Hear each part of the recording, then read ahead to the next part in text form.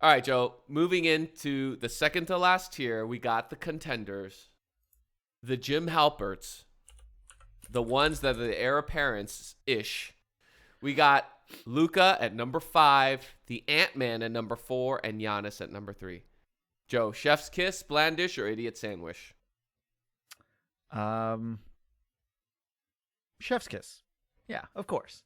I think once you get up here, this is the chef's kiss. Right now, I think this is absolutely fair. Where they're coming out of now, would I do it this way? No, I think I'd put Luka third. I think I'd flip Luka and Giannis probably.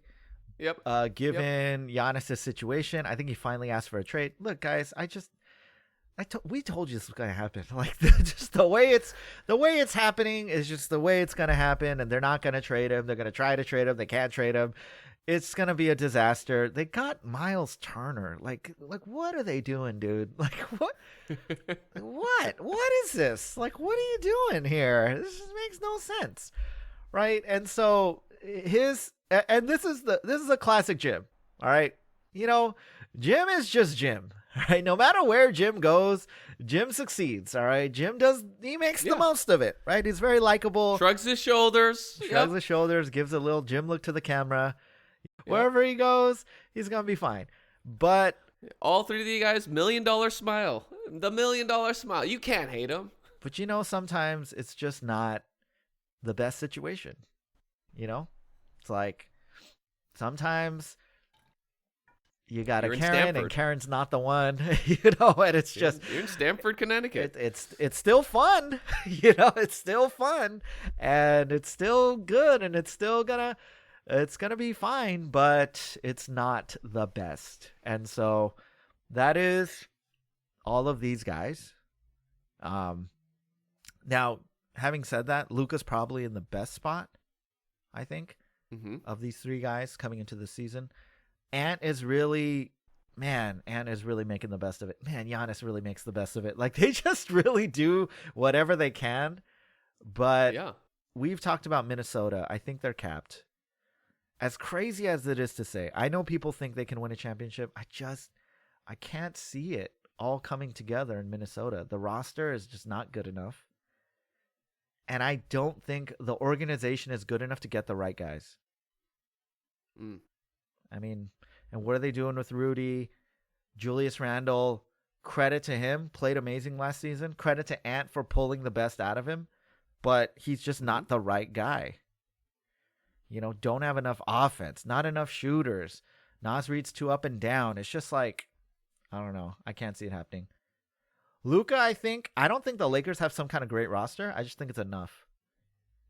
Yeah. I just think it's enough for Luka to whether get to the finals, maybe win the finals, I just think it's enough. And if Luka comes with the right mindset this season, which I think he will, I think being traded mid-season from a team that you think is going to be, you know what I mean? It's like breaking up like the day before the wedding. Oh yeah. You know what I mean? It's hard to get over, right? You can't. You're not gonna just be cool jump during the wedding. They were breaking up during the wedding. It was weird, right? Like, and you thought you were like happy. you thought everything was going so good, and you just get a text out of left field, like, "Hey, it's over." It's over. Dude, he had a career low in field goal percentage on the Lakers, excluding his rookie year. Yeah. Because the dude was depressed. Yeah. The dude was depressed. But as everybody knows, what happens after you get dumped, the revenge body comes. And Luka's revenge body is here. Is it an improvement? Overcorrection? We'll find out. I think for Ant-Man, 2 Western Conference Finals back-to-back. His playoff bodies are nuts. Book. KD, Jokic, LeBron, Luka, Steph, Jimmy Butler. He's coming. 28-6-5. He was awesome. And then, of course, Giannis. Third time he's been in third place for MVP the last 4 years. It's his 4th 30-12 season in a row. And he's going to do it again. But, it's a little bland for me. what Giannis is doing. Yeah. It was hard for me to move him down, though. No. Yeah, because this is what I'm talking about, Cliff. Like, you're talking about keeping Donovan in there because he's 24, 5, and 5. Giannis is freaking 30, 12, 7, 2, and 1 on 60% shooting.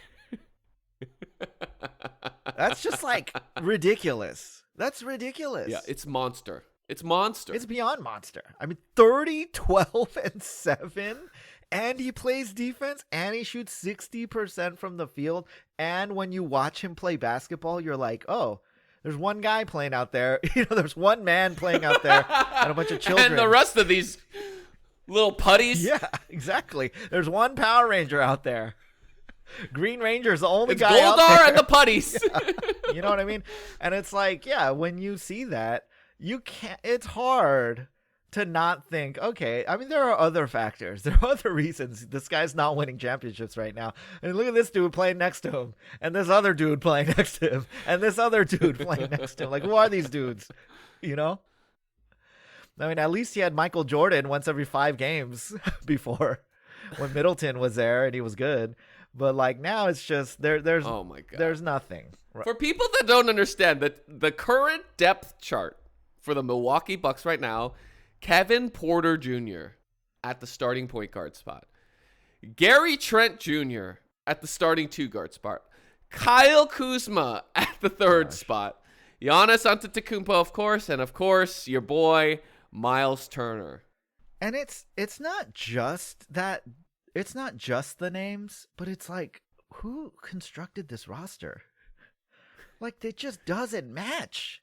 Kuz, Giannis, Kevin Porter Jr., Miles Turner. Like, what the heck? What is going on here? This just doesn't make sense at all. Given all that, though, look, Giannis going to have a bad season, okay? Like, we know it. Like, not numbers How wise. bad? Yeah, not numbers wise, Oh, but okay. they're not going to be relevant or successful. Pretty much no matter what happens. Because either he stays in Milwaukee, gets traded at the deadline, or gets traded midseason, or gets traded, at the end of the season. Regardless, Milwaukee's not going to be good. And the team that he gets traded to is likely also not going to be good. If he gets traded midseason, where can he possibly go that's going to be good? I mean, Indiana's the right place. But they're not going to be good enough, even if he goes to Indiana. You know what I mean? Like, how good will they... Tyrese Halliburton, I don't think people realize, is the engine of that team. Right. Right? Like, they can all be fine. They can all have numbers. They can all be capable players. But it's like, it's taking a very specific piece out of the puzzle that just makes it not make sense, right? It's like that really important, super unique Lego piece that like you have a million Legos, but for some reason for this build, there's only one piece that works. This really specific, it's curved. Yes, this really specific curved piece that has like gears. It's like there's only one of them. You have 10 million Legos, but only one of this piece, right? And so you lose that one piece, you can't build that thing anymore. You can build every other part of it, but the one part that makes it move, that makes it work, you don't have anymore. And that's Halliburton. So even if you plug in Giannis, who is, by the way, better than Halliburton, the Pacers aren't as good without Halliburton. Because he's that one specific piece. Giannis is 1,000 pieces. Okay? He's 1,000 Lego pieces. Yeah. But he's not that one specific piece that works for that build. And so... no matter where he goes, they're not going to be. He has to find ideal for him, get hurt, okay, sit out, and then get traded in the offseason. That's ideal because then they can construct a team that can match the contracts. They can actually do something that makes sense. It's probably not. He's going to get traded midseason for pennies on the dollar, and it's going to be weird. Yeah. It always happens. All right, Joe, final cream of the crop regional manager, the Michael Scotts of the NBA. Of course, SGA at 2, Jokic at number 1. Joe, chef's kiss or blandish or idiot sandwich? I got to go chef's kiss. I know some people want SGA at the top. It's just 30, 13, 10, 2, and 1. 30, 13, 10. That's a triple double. 2-1. 2-1. People think Jokic doesn't play defense. He does play defense. Plays amazing defense, not just statistically. Okay? Like, no, he doesn't block shots at the rim, but he understands offense so well that he plays good defense because he knows what the other team is trying to do. I don't think people realize how valuable that is as a skill, right? Understanding the other team's offense, right? In basketball, like, you can't do that in football. Like, you can, you know what I mean? But offensive players and defensive players are separate, right? Like, in basketball, you go from offense straight to defense, and you're just like, I know what they're running, right? They want to get this guy the ball in the corner. I know ATO. What are they trying to do? This is a fake. You know, they're trying to pretend that this guy's screening for the pin down, but actually he's gonna get the ball, right? It's like he just understands these things. And he puts guys in the right position, and he himself, he's a big body. He stands in the right position, and that really disrupts the opposing team's offense. He controls the game more than anybody on this entire list. Okay, he controls the game. Now, Denver's a mess right now. Coaching situation hasn't been great.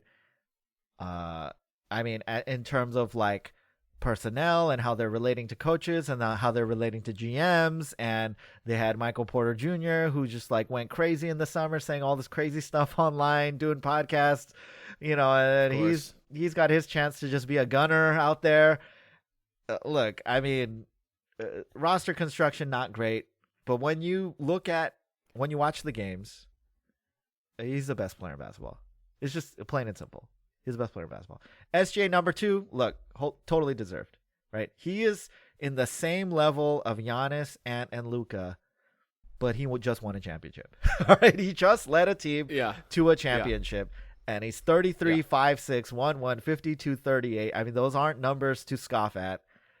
And he plays his game as well as anybody plays their own game. You know, he proved it. Mm-hmm. He proved the MIDI, you know, Jan Levinson's like, let's get down to business in the finals. And SGA's like, chill out.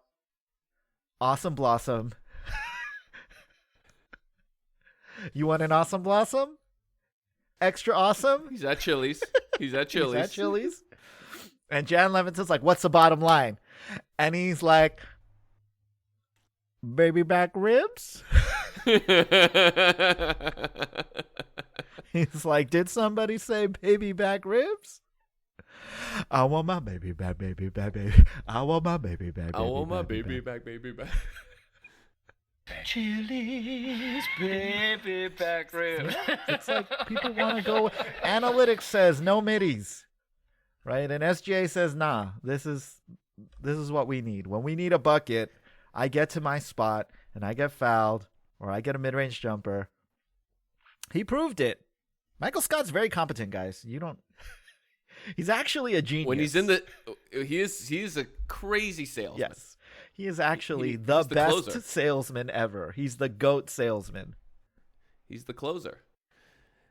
I think for Jokic, the number that's like astounding to me is he shot 42% from 3. That's crazy. That is insane. That's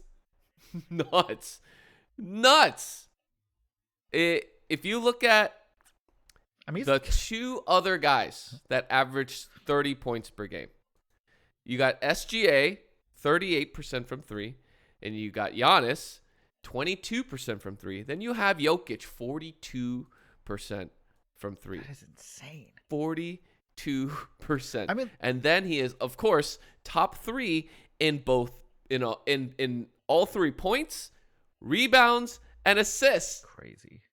Top 3 in those 3 categories. It's nuts.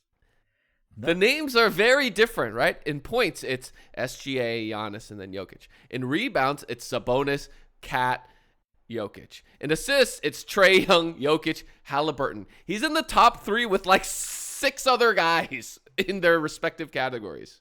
It's crazy. He's I don't know if we've ever seen anything like that. He breaks everything. He's broken basketball. There is no one better at controlling the flow of a game and determining the outcome of a game, having a greater impact on the game than Jokic. Yeah. Yeah. And the advanced metrics all support it. Yeah. 32 PER, first in the league last season. 13.3 box plus minus, first in the league. 9.8 VORP, first in the league. The things that he does on a basketball court, nobody else can do. And the thing is, Cliff, it looks like he's not even trying. He is the best player in the league by far, and it looks like he's not even trying. It's mind-boggling to me that a guy who is, like, again, this is why I didn't think he'd ever win a championship, but he ended up doing it. A guy who is not all in on basketball. Literally, this is his job. Yeah. It's his job. But most guys, like Jordan, like Kobe, like, it's like they're maniacally all about basketball. It's not only their job, it's their passion, it's their legacy, it's all this. Jokic is like, I don't want anyone to remember me once I'm done. I don't want to be famous. I don't care. You know, they think you got to be a Dwight Schrute to be a great salesman, but can just be a job to you. And then in your spare time, you know, you do magic, ride horses. You do magic. You write screenplays. That's what you're really about. His horse is his threat level midnight, Cliff. Midnight. What a threat level.